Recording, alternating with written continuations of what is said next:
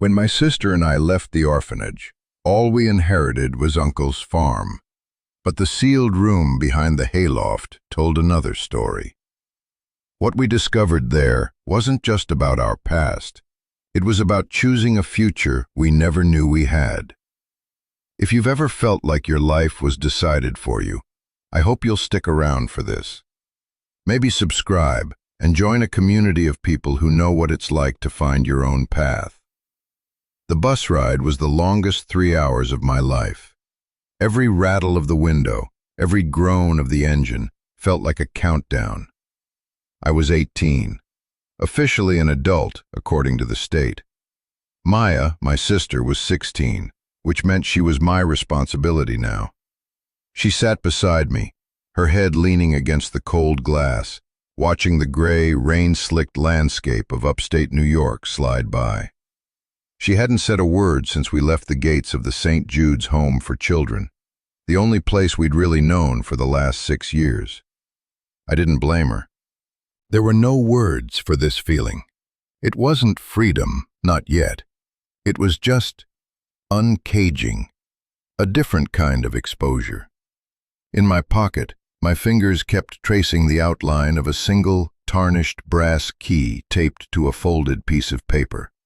The final handover from Mr. Henderson, our caseworker. He'd met us at the curb, his expression a familiar mixture of pity and professional detachment. "Leo, this is it," he'd said, avoiding my eyes. "The deed is in your name. The property taxes are 2 years behind, and the bank holds a lien. I'm legally obligated to tell you that the easiest thing to do is sell it. There's a developer, Pioneer Holdings. They've made a standing offer. It's not much, but it would be enough for a security deposit on an apartment somewhere. A clean start." The words sounded hollow. Our lives were anything but clean. They were a tangle of half-remembered lullabies from our mother, the smell of sawdust from our uncle's workshop, and the 6 long, sterile years of institutional life that followed his sudden death. Uncle Silas was the one who took us in after our parents died in a car crash when I was 10. He was our mother's brother, a quiet, gruff man who lived alone on a farm that had been in our family for generations. He wasn't good with kids, not really.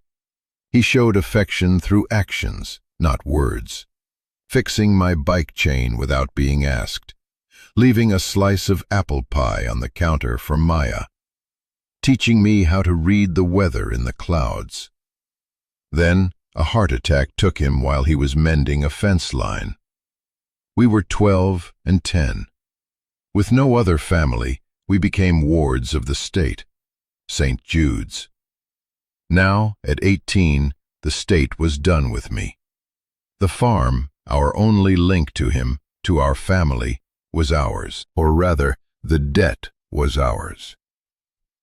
"You think it'll be like we remember?"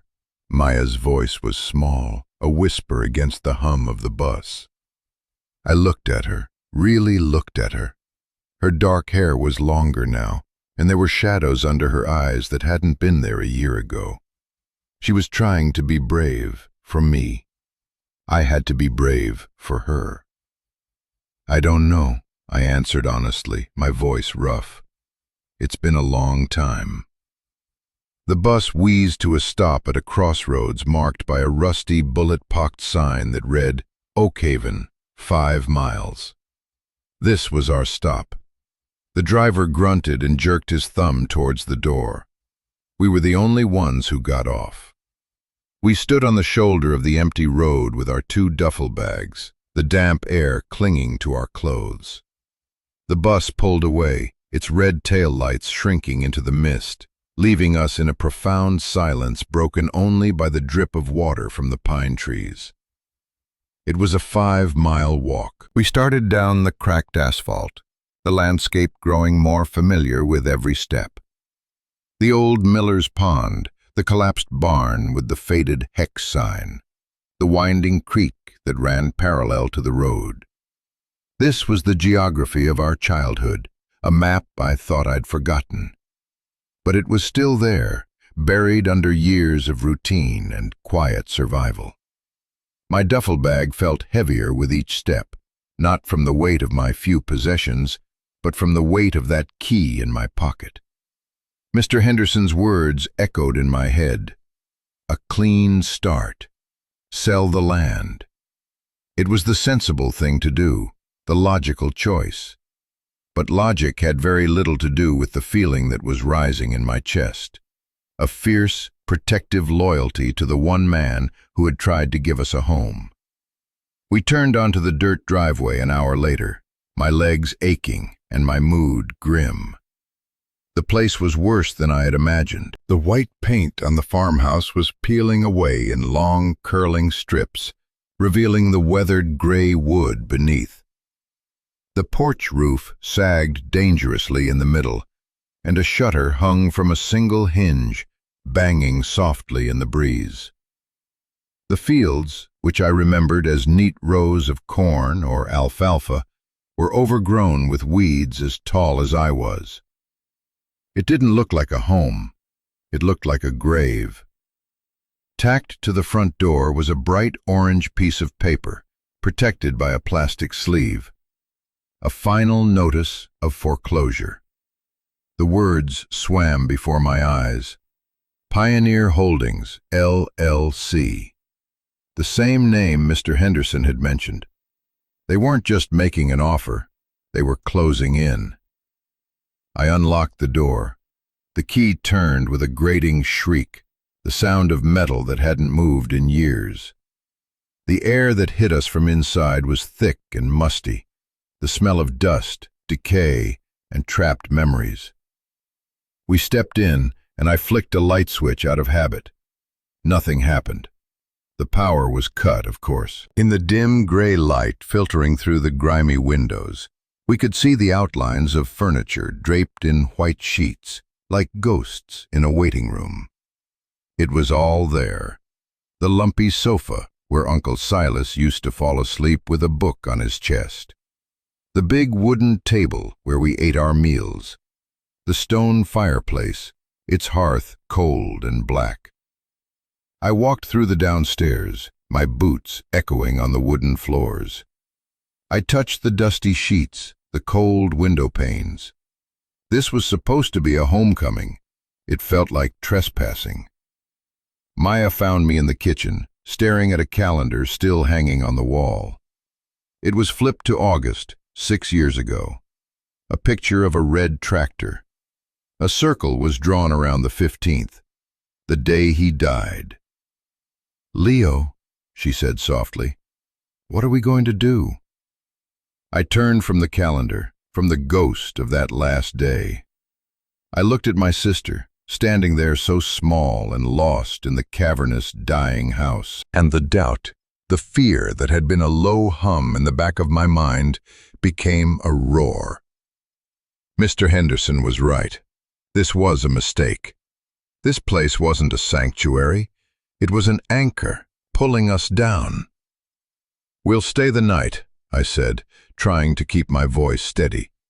"We'll figure it out in the morning." But I already knew what we had to do. We would call the number on that foreclosure notice. We would take their pathetic offer. We would walk away and never look back. It was the only way to survive. We spent the rest of the afternoon in a grim kind of scavenger hunt, looking for anything useful. We found a box of old candles and a book of matches in a kitchen drawer. In the pantry, a few cans of beans and peaches, long past their expiration date, but probably still edible. The water in the taps was off, but the hand pump over the well in the backyard still worked. I pumped until the water ran clear, the metallic taste of it instantly familiar on my tongue. We built a small fire in the fireplace, using old newspapers and splintered wood from a collapsed woodshed. We sat on the floor, wrapped in dusty blankets we'd pulled from a linen closet, and ate cold beans directly from the can. We didn't talk much. The house was talking for us, with its creaks and groans, its sighs of wind through the broken panes. Every shadow seemed to hold a memory, every sound a ghost. After we ate, I knew I couldn't just sit there. I needed to move, to do something other than think about the impossible choice ahead of us. "I'm going to check the barn," I told Maya. "Stay here by the fire." She nodded, pulling her blanket tighter around her shoulders. The barn was 100 yards from the house, a massive structure with a gambrel roof that loomed against the darkening sky. The big sliding doors were jammed, so I squeezed through a smaller side door. The air inside was even thicker than in the house, heavy with the scent of old hay, dirt, and engine oil. The last rays of twilight streamed through the gaps in the siding, illuminating swirling motes of dust. Uncle Silas's old blue pickup truck was parked in the center bay, covered in a thick layer of grime. I ran my hand over the hood, leaving a clean streak. He had loved this truck. I walked the length of the barn, my footsteps stirring up dust devils.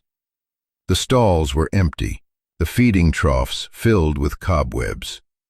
In the back, a ladder led up to the hayloft. I climbed it, my hands gripping the familiar worn rungs. The loft was vast and shadowy. Piles of ancient rotting hay were scattered across the floorboards. But it was the far wall that caught my attention. I remembered it being a solid wall of planking. Now it looked different. There was a section, about 10 feet wide and 8 feet high, where the wood was newer, cleaner. It didn't quite match the rest of the wall. And there was no door, no handle, no hinges. It was sealed. A perfectly flat, featureless section of wall that didn't belong. A knot of unease tightened in my stomach. Why would anyone seal off a room in a barn? I ran my hands over the planks. They were smooth, fitted together tightly. There were no visible nails or screws. It was a professional job. I pushed against it, but it was as solid as rock. It wasn't just a patch. It was a deliberate, carefully constructed barrier. I went back down the ladder and searched the workshop area of the barn. I found his old toolbox, rusted but intact. I grabbed a heavy crowbar and went back up to the loft. Standing in front of the strange wall, I felt a tremor of something I couldn't name. It was more than curiosity. It was a feeling that whatever was on the other side of this wall was important, that it was the reason we were here. I wedged the tip of the crowbar into a hairline crack between two of the planks and leaned into it with all my weight. The wood groaned in protest, a long, tearing sound that echoed in the cavernous space. For a moment, nothing happened. The crowbar bent slightly under the strain, and my muscles screamed. Then, with a sharp crack, the plank splintered. It wasn't enough. I worked the crowbar back and forth, sweat dripping into my eyes, my breath coming in ragged gasps. I was no longer just trying to get into a room. I was fighting against the decay, against the foreclosure notice, against the 6 years of helplessness. This was the first real thing I had done, the first choice I had made since walking out of St. Jude's. I wasn't going to be stopped by a few pieces of wood. Another plank gave way, and then another. I had a hole big enough to see through. I held up a candle, its flame flickering wildly, and peered into the darkness. It wasn't a storage space. It was a room, an office. I could see the edge of a desk, the back of a chair, the corner of a metal filing cabinet. I worked with a renewed frenzy, pulling and prying at the boards until I had an opening large enough to squeeze through. I hoisted myself up and through the ragged hole, dropping down onto the floor on the other side. I landed in a cloud of dust that made me choke. I stood up, holding the candle high. The room was exactly as I had seen it, a small, windowless office, perfectly preserved under a thick coat of dust. There was a heavy wooden desk, a worn leather chair, and two tall filing cabinets against one wall. On the desk sat an old rotary phone and a metal lamp. Tacked to a corkboard on the wall were maps of the county, crisscrossed with colored lines and pins. This was not the workspace of a simple farmer. This was something else entirely. My eyes were drawn to a large olive-drab metal footlocker tucked under the desk. It was secured with a heavy-duty padlock. I knelt beside it, my heart pounding. There was no keyhole. It was a combination lock, a thick dial with numbers from 0 to 50. I had no idea what the combination could be. I thought back to the calendar in the kitchen, the date he died, August 15th. 8 to the right, 15 to the left. I tried his birthday. I tried our birthdays. Nothing. The lock held fast. Defeated, I sat back on my heels. The flickering candlelight cast long, dancing shadows around the room. It felt like a tomb, a place of secrets. I ran my hand over the cold metal of the locker. My fingers brushed against something etched into the paint, just below the lock. It was faint, almost invisible under the dust. I wiped it clean. It was a number, 34. Just that. Not a combination, just a single number. What did it mean? I looked around the room, searching for a clue. My gaze fell on the maps. I stood up and walked over to the corkboard. The main map was a detailed topographical survey of Oakhaven County. The colored lines marked property boundaries, waterways, and what looked like geological formations. One red line snaked its way directly through our farm. And then I saw it, one of the pins. It was different from the others. It was an older, brass-headed pin, stuck right in the middle of our property on the map. Tied to it with a piece of string was a tiny, folded piece of paper. My fingers trembled as I untied it. I unfolded the paper. Written in my uncle's familiar, blocky handwriting were two more numbers, 11, 22. My breath caught in my throat. I rushed back to the footlocker. 34 to the right, 11 to the left, 22 to the right. I pulled on the shackle. With a loud, metallic clank, the lock sprang open. For a long moment I just stared at it, a cold dread mixing with exhilaration. I was on the edge of something my uncle had gone to great lengths to hide. I took a deep breath, lifted the heavy lid, and looked inside. The first thing I saw was a stack of yellowed envelopes, bound together with twine.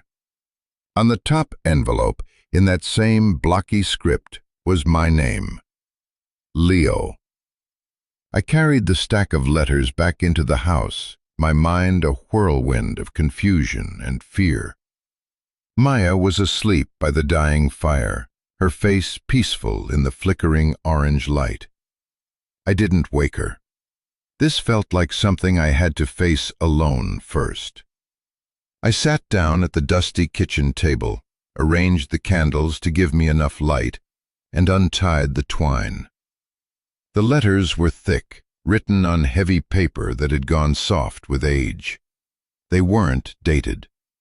I took the first one from the stack, my hands shaking so badly I could barely unfold it. The letter began without preamble. Leo, if you are reading this, then I am gone, and the worst has happened. You've come back to the farm. I have so much to tell you, and I am so sorry that I have to do it this way. There are things you need to know about your parents, about me, about this land you are standing on. The first thing you must understand is that I am not your uncle. I had to read the sentence 3 times before it registered. The words seemed to lift off the page and hang in the air, nonsensical and terrifying. Not your uncle. The foundation of my world, the one solid piece of my history I had clung to for all these years, crumbled into dust. I read on, my eyes scanning the page with a desperate hunger. His name was Silas Kane, yes, but he was not my mother's brother. He was her friend, a colleague. My parents, he wrote, were not a teacher and a librarian, as I'd always been told. They were investigative journalists. They specialized in uncovering corporate corruption, environmental crimes, things powerful people wanted to keep buried. And they were good at it. Too good. 6 years before their death, they started looking into a company called Pioneer Holdings. Back then, it was a small, aggressive land acquisition firm, buying up old farms and industrial sites in rural areas. They found a pattern. Everywhere Pioneer bought land, strange things started to happen. Water wells would get contaminated. Rare illnesses would pop up in clusters, but nothing could ever be proven. My parents spent 2 years building a case, following a trail of shell corporations and falsified environmental reports. They discovered that Pioneer wasn't just buying land, they were buying silence. They were dumping toxic industrial waste, legacy chemicals from defunct factories they also owned, on the cheap rural land they acquired. It was cheaper to poison the land and pay small fines than to dispose of the materials safely. They were turning forgotten corners of the country into their private landfills. Silas was their researcher, the man who dug through archives and land registries, connecting the dots. He explained that my parents were close to publishing their story, a massive exposé that would have ruined Pioneer and sent its executives to prison. They had documents, soil samples, and a whistleblower from inside the company. Then came the car crash. It wasn't an accident. Silas was certain of it. Their brakes were cut. The whistleblower disappeared a week later. The police report was clean, cursory. A tragic accident on a wet country road. Silas knew he was next. He knew they would come for him and for the evidence he helped gather. But most of all, he knew they would come for us, my parents' children, the loose ends. So he ran. He packed up everything he could, my parents' research, their notes, and most importantly, us. And he disappeared.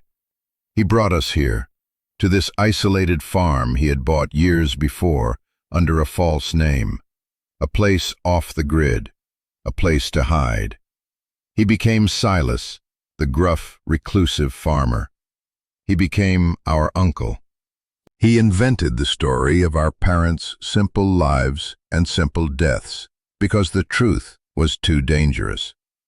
He sealed off that room in the barn, the room containing all the evidence, and he raised us in a bubble of ignorance, hoping it would keep us safe. The farm wasn't an inheritance, it was a hideout, a sanctuary built on a foundation of lies. I let the letter fall from my fingers. The small, quiet kitchen seemed to spin around me. Every memory I had of my uncle, his silence, his gruffness, his insistence that we stay on the farm and not draw attention to ourselves, was cast in a new, terrifying light. It wasn't that he was bad with kids. He was a man living in constant fear. The foreclosure notice on the door wasn't just a threat to a piece of property. It was the monster from my parents' story, the one that had killed them, finally finding us. Pioneer Holdings hadn't forgotten. They had just been waiting. I sat there in the candlelight for what felt like hours, the silence of the house pressing in on me. I cried. I cried for the parents I never really knew, for the brave, brilliant strangers in Silas's letter. I cried for the man who had sacrificed his life to protect us, a man I had only ever known as my quiet, distant uncle. And I cried for myself and for Maya, 2 kids sitting in the dark, haunted by a truth we were never meant to discover. The weight of it was crushing. What were we supposed to do? The world had suddenly become a much bigger, more dangerous place than I had ever imagined. The choice was no longer just about selling a rundown farm. It was about our parents' legacy. It was about justice. But what could I do? I was an 18-year-old kid with a duffel bag of clothes and a 16-year-old sister to protect. We had no money, no power, no one. The idea of taking on a powerful, ruthless corporation was insane. It was a suicide mission, and yet the alternative felt like a betrayal. To take their money, the blood money that should have been our parents' justice, and walk away? To let their sacrifice and Silas's sacrifice mean nothing? The conflict tore me apart. For 6 years, my only goal had been to survive the system, to get out, and to keep Maya safe. That was it. Keep my head down, follow the rules, and protect my sister. Now, I was being asked to do the opposite. To stand up, to make noise, to fight a battle that had already killed 3 people. I looked over at Maya, still sleeping by the embers.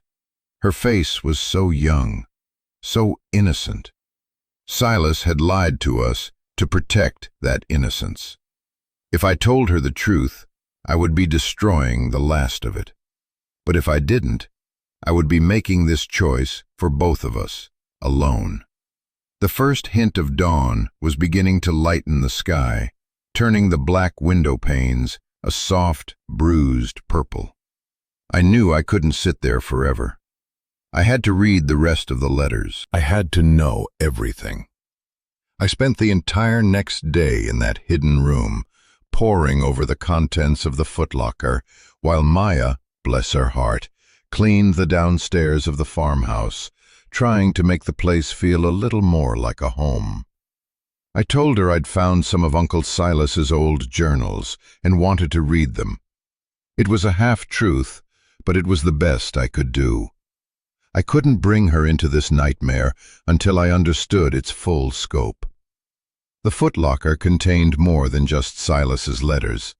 It was a time capsule of my parents' last investigation. There were thick binders filled with documents, incorporation papers for dozens of shell companies, internal memos leaked by their whistleblower, falsified shipping manifests.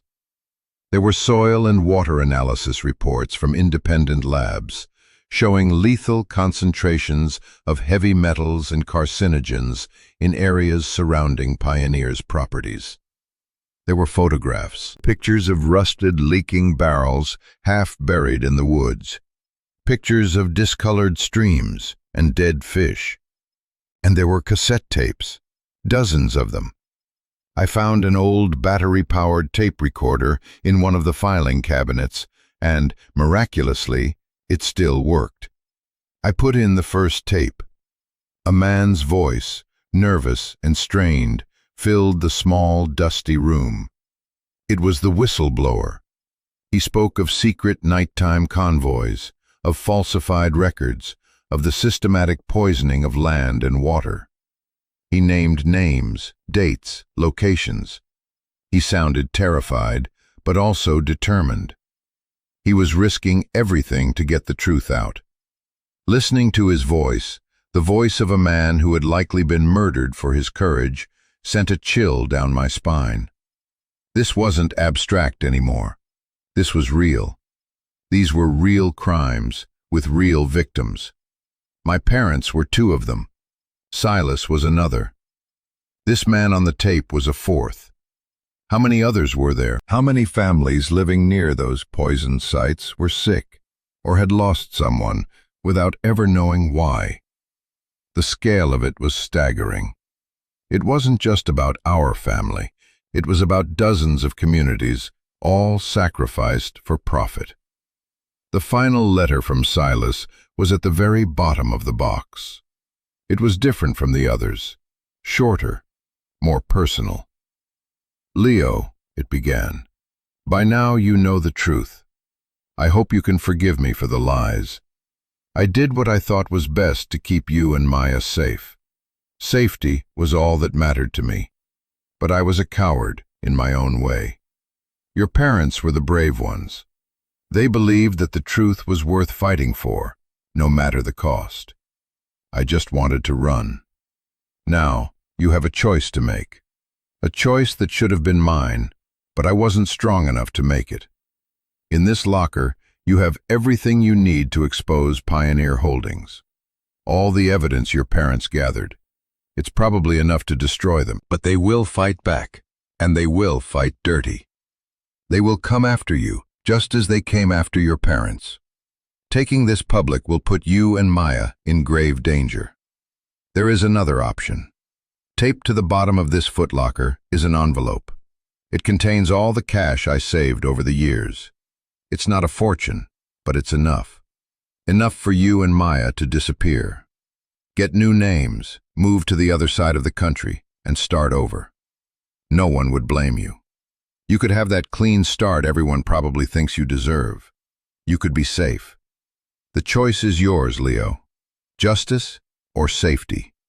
Your parents' path or mine. Whatever you choose, know that I loved you both. You were the best part of my life. Silas. My hands were numb as I felt along the bottom of the heavy metal box. Sure enough, my fingers found the outline of a thick manila envelope, held in place with duct tape. I ripped it free. It was heavy. I opened the flap and looked inside. It was filled with stacks of $100 bills, held together with rubber bands. It had to be tens of thousands of dollars. A new life. The clean start, for real this time. Safety. For Maya. I sat there on the dusty floor, the whistleblower's voice still echoing in my ears, the weight of the cash in one hand and the weight of my parents' binders in the other. Justice or safety? It was the cruelest choice imaginable.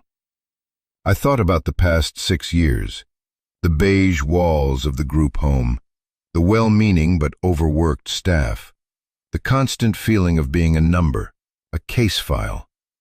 All I had wanted was a normal life, a safe life. Here it was, handed to me in an envelope. We could just walk away. The farm would be seized by the developers, this room and its secrets buried forever. No one would ever know. We could be free. But it wouldn't be freedom, would it?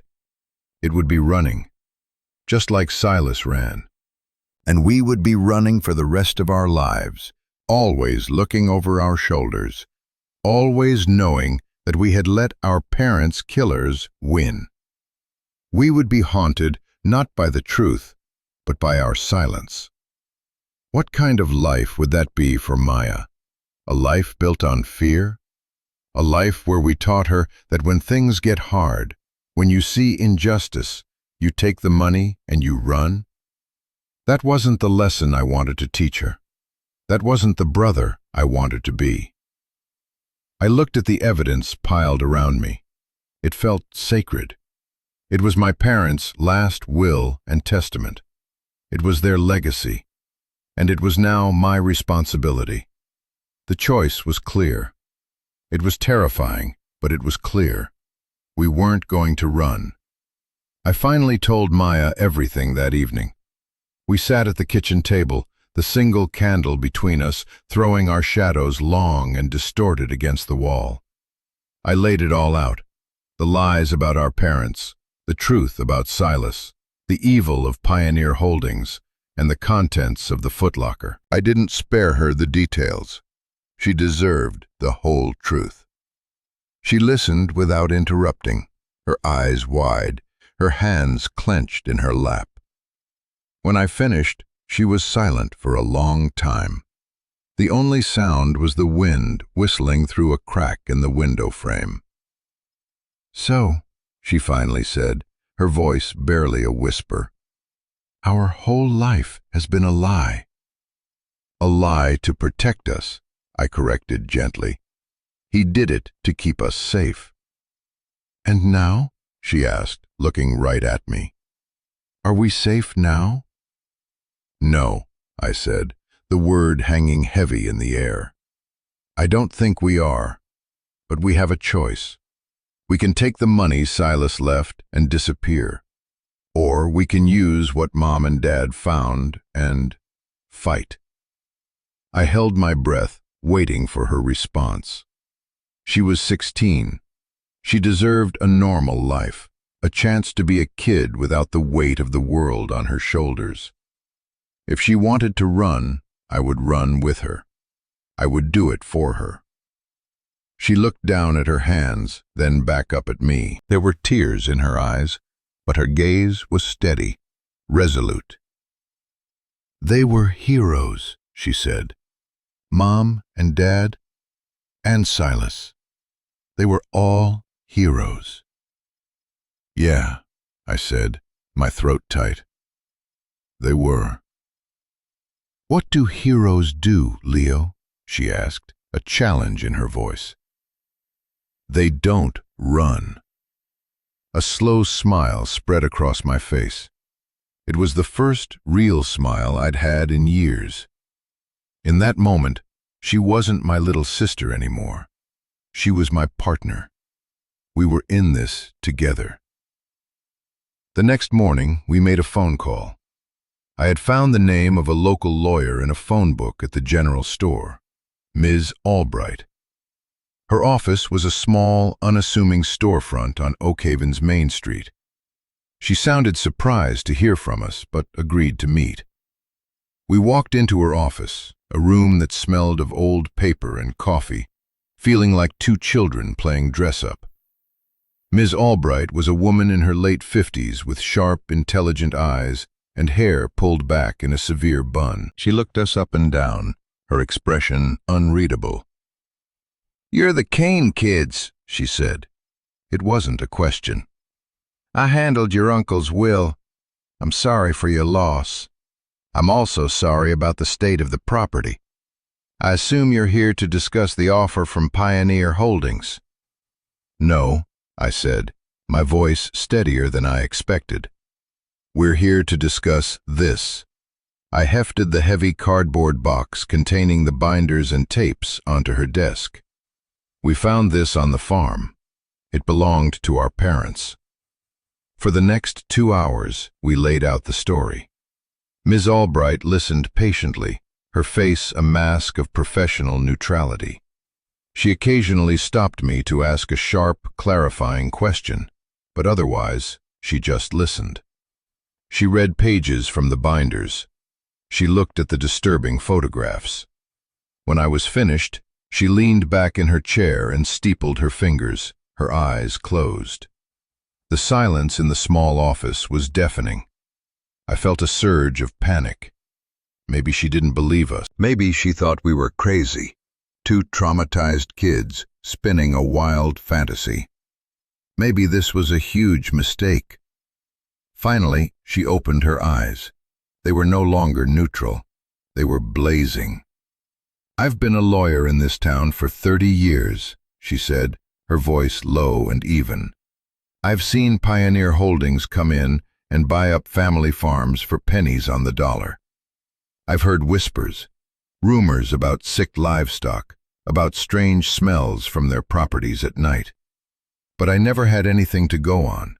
It was all just sad stories." She leaned forward, placing her hands flat on the box of evidence. "This is not a sad story. This is a declaration of war." A wave of relief so powerful it almost made me dizzy washed over me. She believed us. We weren't alone anymore. "What happens now?" Maya asked. "Now," Ms. Albright said, a grim smile touching her lips, "we get to work. First, I'm filing an injunction to halt the foreclosure. They're not getting that farm.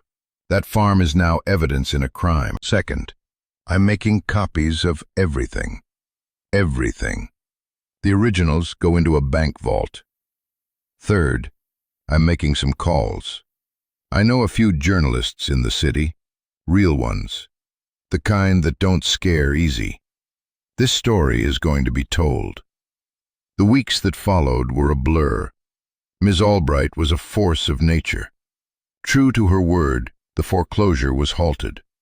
A reporter from a major New York newspaper, a tough, cynical woman named Sarah, came to the farm. She spent days with us, listening to the tapes, going through the documents. She treated the evidence with a reverence that made me feel, for the first time, the true weight of what our parents had accomplished. Pioneer Holdings didn't take it lying down. The legal notices started arriving, a flood of paper from a high-priced law firm in the city. They accused us of fraud, of slander, of illegal possession of corporate documents.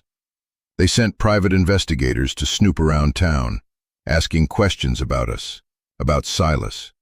It was intimidating. There were nights I'd lie awake, listening to every creak of the old house, wondering if a car was coming down our driveway, wondering if we'd made a terrible mistake.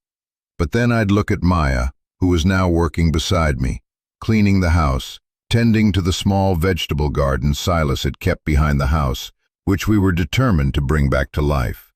I saw the fear in her eyes, but I also saw a strength that hadn't been there before.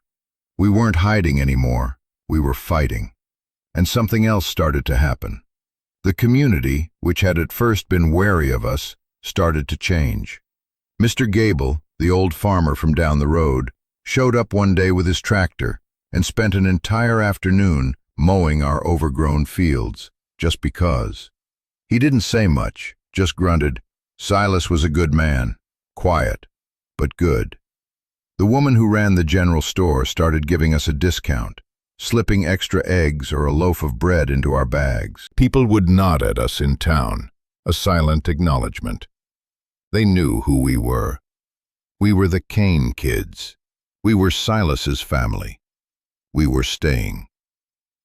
The story broke on a Sunday, a full-page exposé in the New York paper, with a picture of our farmhouse on the front. It was a bombshell. Sarah had done an incredible job, weaving our parents' research with the whistleblower's testimony and new interviews with families in other communities affected by Pioneer. The story was picked up by national news outlets. The state attorney general announced a formal investigation into Pioneer Holdings. Their stock price plummeted. Their executives went silent. It wasn't a victory, not yet. It was just the beginning of a long, ugly fight. The legal battle would take years, but the truth was out. Our parents' work, their sacrifice, had not been in vain. Life on the farm took on a new rhythm. The initial storm of media attention died down, leaving us in the quiet aftermath. We had to survive. The money from Silas's envelope, which we had turned over to Ms. Albright for legal fees, was gone. We were broke. But we had the farm. We started small. We cleared out the garden and planted new seeds. We fixed the leaky roof on the porch with salvaged lumber. We got the old pickup truck running. I learned about crop rotation from books I found in the local library.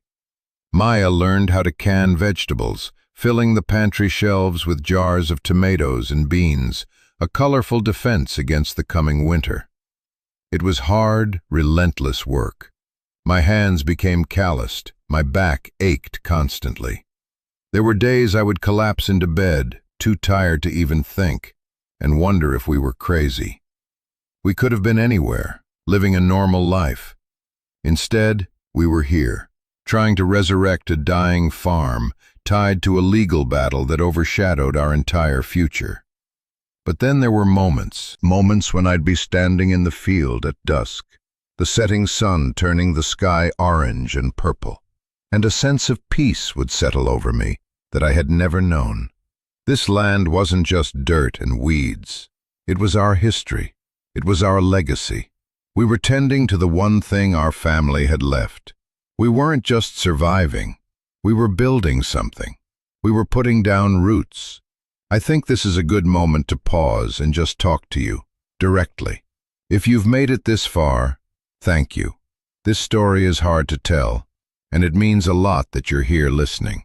Maybe something in our story resonates with you. Maybe you've also discovered a family secret that changed everything. Or maybe you've been faced with a choice between what is easy and what is right. It's a lonely place to be. I want you to know you're not alone. The comments on these stories, they're filled with people who get it, people who have faced their own battles. If you feel like sharing, please do. Your story matters. And if you haven't yet, consider subscribing. We're building a community here, a place where these kinds of stories, the real, complicated, and hopeful ones, have a home. Now, let's get back to the farm. One afternoon, a few months into the investigation, a sleek black car came up our driveway. My first instinct was fear. I grabbed a pitchfork from the barn and stood in front of the house, my heart pounding, telling Maya to stay inside. But it wasn't Pioneer. A man in a simple dark suit got out. He looked gentle, with kind eyes and a sad smile. "Leo Kane?" he asked. I nodded, not lowering the pitchfork. "My name is David Martin. My father was Daniel Martin." The name was familiar. I searched my memory. Daniel Martin, the whistleblower, the man on the tapes. "Your father," I started, not knowing what to say. "He disappeared," David finished. "I was just a kid. My mother told me he left us. I hated him for it for a long time. Then I saw the article in the paper. I heard about the tapes. I heard his voice for the first time in 20 years. Tears were welling in his eyes. My father didn't abandon us. He was trying to be a hero. He was trying to do the right thing. He reached into his jacket and pulled out an envelope. "This isn't much. It's from my family. We don't have a lot, but we wanted to help. With your legal fees, with the farm, to say thank you for telling his story, for giving him back to me." I finally lowered the pitchfork. I took the envelope. It was a check for a few $1,000s, but it felt like $1 million. It was the first real proof that our fight was bigger than just us. We were connected to these other families, these other victims, by a shared history of loss and a shared hope for justice. That night, sitting at the kitchen table with Maya, I looked out the window at the fields sleeping under a blanket of stars. I finally understood what Silas meant in his letter. He called himself a coward for running, for choosing safety, but I didn't see it that way anymore. He hadn't just been running from something. He had been running towards something, towards us. He had run to protect 2 innocent children, to give us a chance at a life, even if it was a life built on a lie. His choice, the choice for safety, was what allowed us to one day make our choice, the choice for justice. His act of love was the foundation for our act of defiance. One didn't negate the other. They were 2 parts of the same story, a story of protection and sacrifice, and the enduring power of family, whether it's the family you're born into or the one you find along the way. The farm was no longer a hideout or a burden. It was home. It was the place where we had lost our innocence but found our strength. It was the land our parents had died to protect, and the land Silas had lived to preserve. It was ours, not by deed or by law, but by choice. The legal battle dragged on for nearly 2 years. It was a war of attrition. Pioneer Holdings threw everything they had at us, a constant barrage of motions, delays, and appeals. Their lawyers tried to paint my parents as disgruntled activists with a grudge. They tried to discredit the whistleblower. They tried to paint me and Maya as naive, manipulated kids. But the evidence was too strong, and Ms. Albright was relentless. She was our rock, shielding us from the worst of it, translating the arcane legal jargon into plain English, and never, ever letting us feel like we were losing. During that time, we made the farm our own. We rebuilt the collapsed section of the woodshed. We painted the house, a fresh coat of white that felt like a new beginning. We even adopted a stray dog, a scruffy mutt we named Silas, who became our constant shadow and guardian. The sealed room in the barn became my office. I brought in a proper desk and a lamp, and I spent my evenings there, reading my parents' books, trying to understand the people they were. I felt closer to them in that room than I ever had before. They weren't just names in a tragic story anymore. They were real. They were brilliant and passionate and impossibly brave. The community of Oakhaven wrapped itself around us in its own quiet way. We never wanted for anything. A casserole would appear on our porch. A bag of feed for the chickens we'd bought would be left in the barn. When our ancient water heater finally gave out, the town plumber showed up and installed a new one, refusing to take a dime. Silas fixed my roof for free after the big storm in '08, he said with a shrug, just paying it forward. We learned that Silas hadn't been a recluse because he was unfriendly. He had been keeping his distance to protect everyone, but he had been a part of this community all the same, in his own silent, steady way. He had built up a reservoir of goodwill, and now, years after his death, his kids were the beneficiaries. The day the verdict came in, Ms. Albright called us. I answered the phone in the kitchen, my stomach in knots. Maya stood beside me, holding my hand so tight her knuckles were white. "We won, Leo," Ms. Albright said, her voice thick with emotion. "We won on all counts. Corporate malfeasance, conspiracy, wrongful death. They're ordering a full environmental cleanup of all the sites. And the punitive damages, Leo, it's a lot." I sank into a chair, the phone sliding from my ear. Maya caught it. "We won?" she whispered into the receiver. I could hear Ms. Albright's happy, tearful confirmation. We had done it. We had actually done it. It was over. That night, the whole town seemed to celebrate with us. People drove by our farm, honking their horns. Mr. Gable brought over a bottle of cheap champagne. We sat on the porch with him, drinking it out of coffee mugs, and watched the fireflies dance over the fields. We were no longer just the Kane kids. We were part of Oakhaven. The settlement from the lawsuit was, as Ms. Albright had said, a lot. It was more money than I could really comprehend. Enough to fix the farm properly. Enough for Maya to go to any college she wanted. Enough to live comfortably for the rest of our lives. But we knew that wasn't what the money was for. We sat down with Ms. Albright and set up a foundation in our parents' name, the Martin Kane Environmental Justice Fund. Its purpose was to provide legal and financial aid to other rural communities fighting corporate polluters. A large portion of the settlement went to David Martin and his family, and to the families of other victims who had come forward during the trial. The money wasn't a prize. It was a tool. It was a weapon to keep fighting the battle our parents had started. We kept enough to restore the farm, to pay the property taxes for the next 100 years, and to set up a small college fund for Maya. The rest of it we gave away, because we had already inherited the most valuable thing. We had the farm, we had our home, we had each other, and we had our parents' legacy, which was worth more than any amount of money.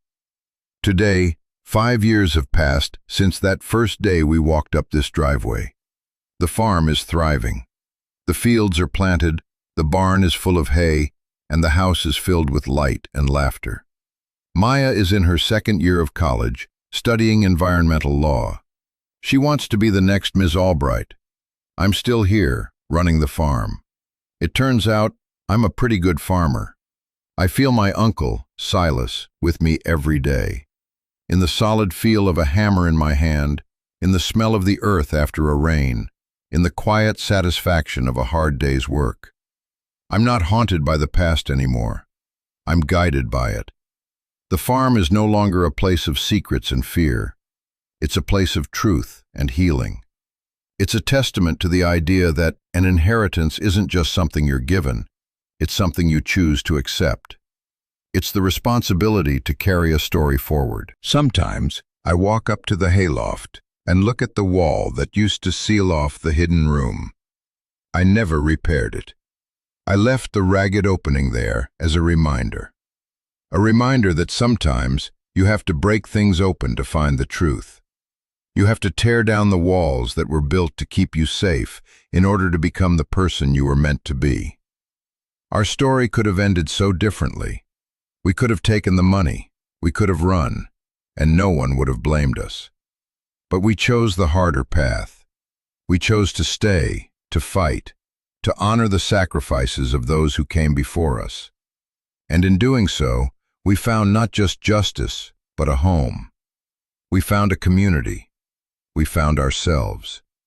So I want to leave you with this. Your life is your story. There will be times when it feels like the narrative has been written for you, by circumstances, by your past, by the choices of others. But there is always a moment, a sealed room, a hidden truth that gives you the power to pick up the pen and write your own ending. It might be the hardest thing you ever do. It will ask more of you than you think you have to give. But it is the only way to truly be free. Thank you for listening to my story. If it meant something to you, if it sparked something in you, please share your own story in the comments below. Tell us about a time you chose the harder right over the easier wrong. Tell us about the legacy you are choosing to build. This channel is more than just a place for stories. It's a community for people who believe in second chances, in the power of truth, and in the fight for a better world. Subscribe to be a part of it. You are not alone, and your story matters.